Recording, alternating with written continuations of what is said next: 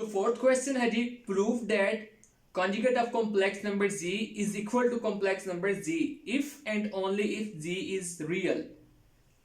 तो इस क्वेश्चन की दो पॉसिबिलिटीज हैं और हमने इस क्वेश्चन को दोनों पॉसिबिलिटीज से ही प्रूव करना है। तो फर्स्ट पॉसिबिलिटी है, हमारे पास जो गिवन है वो है complex number z is a real number, और हमने प्रूव करना है कि conjugate of complex number z is equal to complex number z।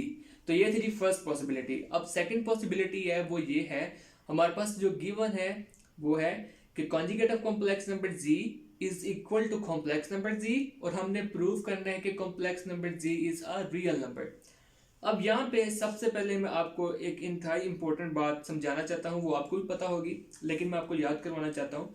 कोई भी कॉम्प्लेक्स नंबर रियल नंबर के इक्वल कब होता है?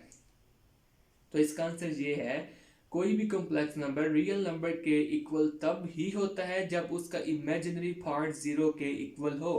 तो अब हमारे पास जो फर्स्ट पॉसिबिलिटी है उसमें हमें ये दिया गया है कि complex number z is a real number, और हमने प्रूव करना है कि conjugate of complex number z is equal to complex number z if z is a real number. तो मैं आपको बता चुका हूं, कोई भी कॉम्प्लेक्स नंबर रियल नंबर के इक्वल तब ही होता है जब उसका इमेजिनरी पार्ट जीरो हो। तो अब हमें यहाँ पे ये दिया गया है z is a real number, और इससे हमने प्रूव करना है कि conjugate of complex number z is equal to complex number z। तो अब अगर z रियल है तो इसका मतलब है z को हम कह सकते हैं z is equal to a plus zero i with zero imaginary part and real part a।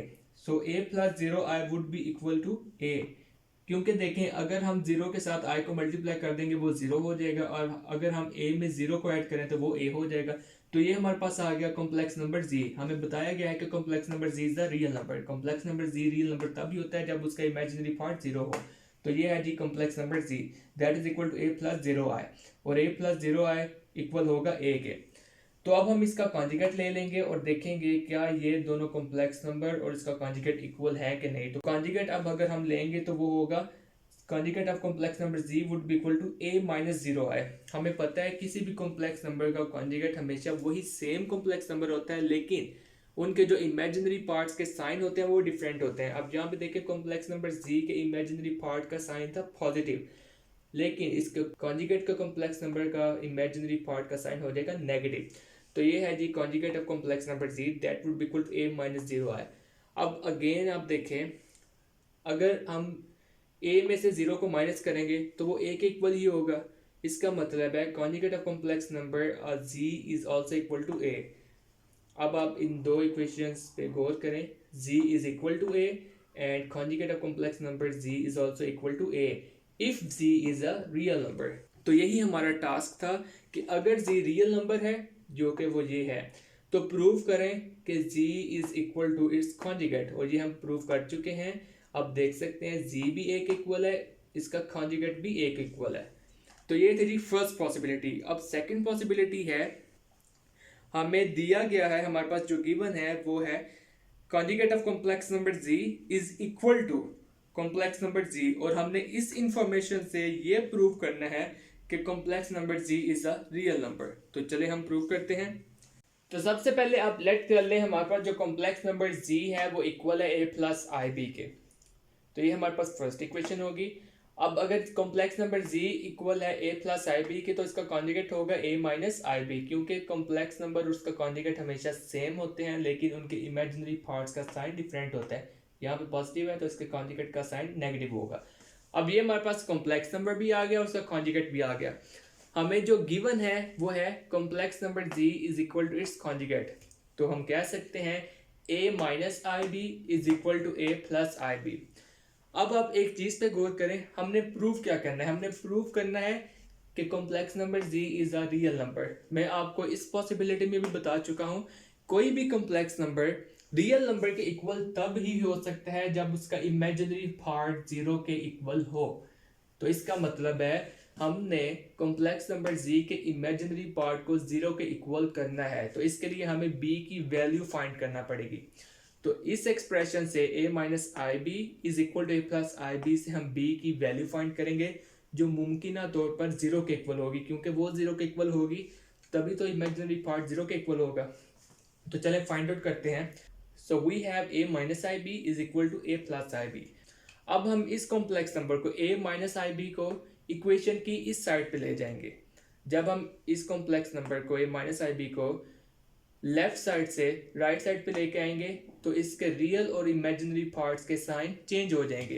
Real part positive है तो वो राइट साइड पे आके नेगेटिव हो जाएगा, इमेजिनरी पार्ट नेगेटिव है तो वो राइट साइड पे आके पॉजिटिव हो जाएगा। अब यहाँ पे हमारे पास पहले भी एक कॉम्प्लेक्स नंबर थे a प्लस आई बी, एक हम यहाँ से ले आए a माइनस आई बी को इस साइड पे ले आए तो वो यहाँ पे आके हो गया minus a plus i b. अब आप देखें आपके पास यहाँ पे दो रियल पार्ट्स हैं a और माइनस a और दो ही इमेजिनरी पार्ट्स हैं positive b and positive b। और हमें पता है कि जब भी कोई दो सेम नंबर्स हो और उनके साइंस डिफरेंट हो, एक का पॉजिटिव हो एक का नेगेटिव हो, तो हम उन दोनों नंबर्स को कैंसिल कर देते हैं। बिल्कुल इसी तरह a और माइनस a कैंसिल हो जाएंगे, a minus a would be equal to 0। Okay, अब हमारे पास बचे सिर्फ दो imaginary parts positive b and positive b। So i b plus i b would be equal to 2ib। Equation की इस साइड पे हमारे पास 0 आ जाएगा। क्यों? क्योंकि हमारे पास जो कॉम्प्लेक्स नंबर था a माइनस आई बी उसको हम मूव करके ले गए राइट साइड पे, इसलिए लेफ्ट साइड पे सिर्फ 0 बच जाएगा, कुछ भी नहीं बचेगा। 0 मतलब कुछ भी नहीं, तो यहाँ पे 0 बच जाएगा। अब हमारे पास है 2ib इज इक्वल टू 0। अब आपको जैसा कि मैंने पहले भी बताया है हमने b की वैल्यू फाइंड करनी है। क्यों? क्योंकि हमने प्रूव करना है z रियल नंबर है और z रियल नंबर तब भी प्रूव हो सकता है जब उसका इमेजिनरी पार्ट 0 के इक्वल हो, और इमेजिनरी पार्ट को 0 के इक्वल करने के लिए हमें b की वैल्यू फाइंड करना पड़ेगी।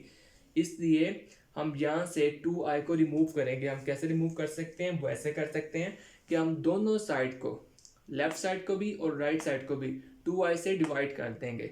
तो राइट साइड पे जब 0 से 2i डिवाइड होगा तो वो तो 0 के इक्वल हो जाएगा, लेकिन लेफ्ट साइड पे जब 2ib से 2i डिवाइड हो जाएगा तो हमारे पास बच जाएगा b। 2i से कैंसिल हो जाएगा। Okay, so we have the value of b that is equal to 0।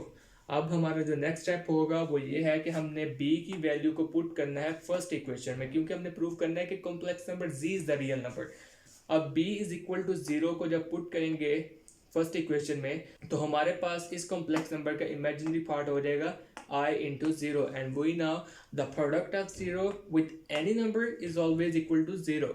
So we have z that is equal to a and a is equal to real number। और हमने यही prove करना था कि अगर हम कहें कि कॉम्प्लेक्स नंबर z और उसका कॉन्जुगेट आपस में इक्वल हैं तो z रियल नंबर होगा, complex number z real number होगा। तो हम ये प्रूव कर चुके हैं कि जब भी कॉम्प्लेक्स नंबर z इक्वल होते हैं अपने कॉन्जुगेट के तब कॉम्प्लेक्स नंबर z हमेशा रियल नंबर होगा। तो ये थी दो पॉसिबिलिटीज फोर्थ क्वेश्चन की, और हमने दोनों पॉसिबिलिटीज को डिस्कस कर लिया है। I think this question is very interesting and also very easy.